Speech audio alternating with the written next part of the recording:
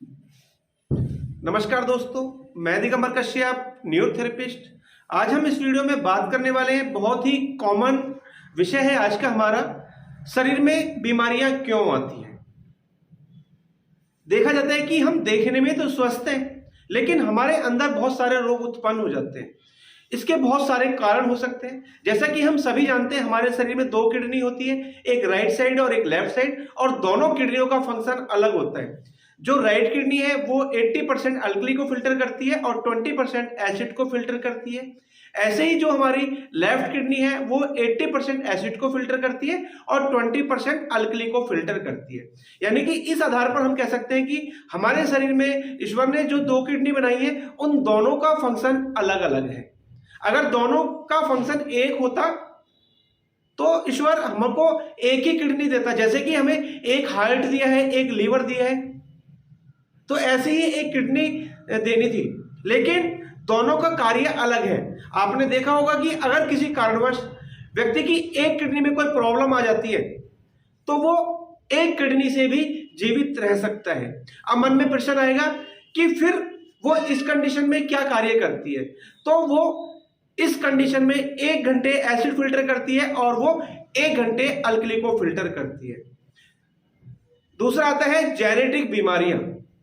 Genetic मतलब अगर पीढ़ी दर यानी कि अगर पेरेंट्स में प्रॉब्लम्स है तो आने वाले बच्चे को भी प्रॉब्लम हो सकती है। इसे हम बोलते हैं जनरेशन टू जनरेशन या पीढ़ी दर पीढ़ी चलने वाली बीमारियां। इसमें बहुत सारी बीमारियां आपको देखने को मिल सकती है। जैसे कि कहा जाता है कि अगर पेरेंट्स में डायबिटीज है तो बच्चों को भी डायबिटीज हो सकती है। अगर पेरेंट्स को अस्थमा है तो बच्चों में भी अस्थमा हो सकता है। ऐसे ही बहुत सारी बीमारियां हैं जो जनरेशन टू जनरेशन चल रही होती है।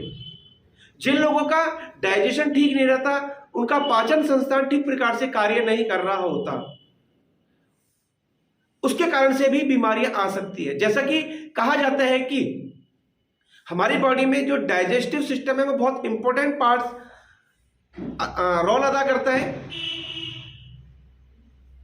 डाइजेशन के दौरान हमारी बॉडी के अंदर बहुत सारे केमिकल बन रहे होते हैं और उन केमिकल्स के कार्य अलग अलग होते हैं। जब डाइजेशन ठीक प्रकार से नहीं हो रहा होता, उसके बहुत सारे कारण हो सकते हैं।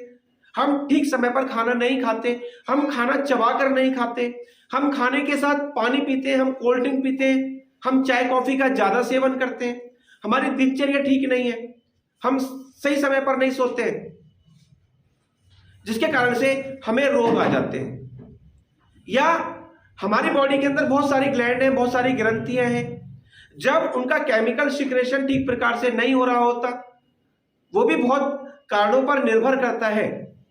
जब उनका फंक्शन डिस्टर्ब हो जाता है तो उसके कारण से भी बॉडी में रोग आ सकते हैं। या जिस ग्लैंड को जितना केमिकल बनाना चाहिए वो किसी कारणवश उतना ठीक प्रकार से नहीं बना पा रही है, उन केमिकल की मात्रा घट गई है या बढ़ गई है, तो दोनों कंडीशन में व्यक्ति को रोग हो सकते हैं। हमारी बॉडी के अंदर एक बहुत इंपॉर्टेंट पार्ट्स होता है यूडीएफ, अनडाइजेस्टेड फूड इंस्टीट्यूट, यानी मोशन में अनपचा खाना आना। आपने अगर खाना खाया है और मोशन में आपको वो अनपचा दिखाई देता है, जैसे कि आपने मेथी खाई, मेथी का पत्ता आपको मोशन में दिखाई देता है, आपने मटर खाई, मटर का छिलका आपको मोशन में दिखाई देता है, आपने धनिया खाया, आपको धनिया का पत्ता मोशन में नजर आता है, आपने टमाटर खाया, आपको टमाटर का छिलका मोशन में नजर आता है। तो ये भी बहुत बड़ा कारण है रोगी बनाने का।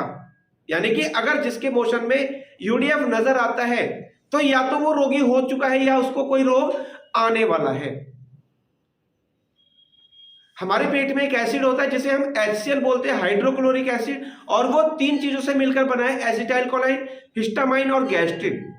जब इन केमिकल का फंक्शन डिस्टर्ब हो जाता है या जिस मात्रा में ये केमिकल बनने चाहिए वो किसी कारणवश नहीं बन रहे, जब HCl ठीक प्रकार से नहीं बनेगा तो पेप्सिन नहीं बनेगा, और पेप्सिन नहीं बनेगा तो प्रोटीन नहीं पचेगा, और प्रोटीन नहीं पचेगा तो यूडीएफ आएगा ही आएगा। तो ये बहुत सारे कारण होते हैं हमें रोगी बनाने के, और न्यूरोथेरेपी में इसको ठीक करना बहुत आसान है।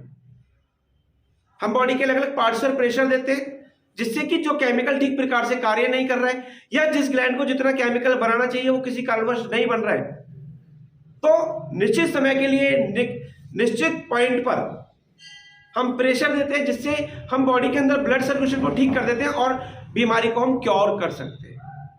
तो ये बहुत सारे कारण मैंने बताए आपको हमारी बॉडी में रोग आने के।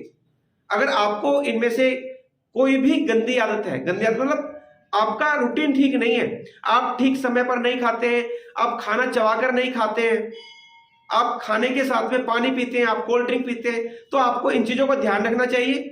और अगर आपको रोग आ गया है तो वो धीरे धीरे ठीक हो जाएगा, या आपको रोग आने वाले हैं तो वो नहीं आने वाले। दोस्तों उम्मीद करता हूं ये वीडियो आपके लिए बहुत इंफॉर्मेटिव होने वाली है।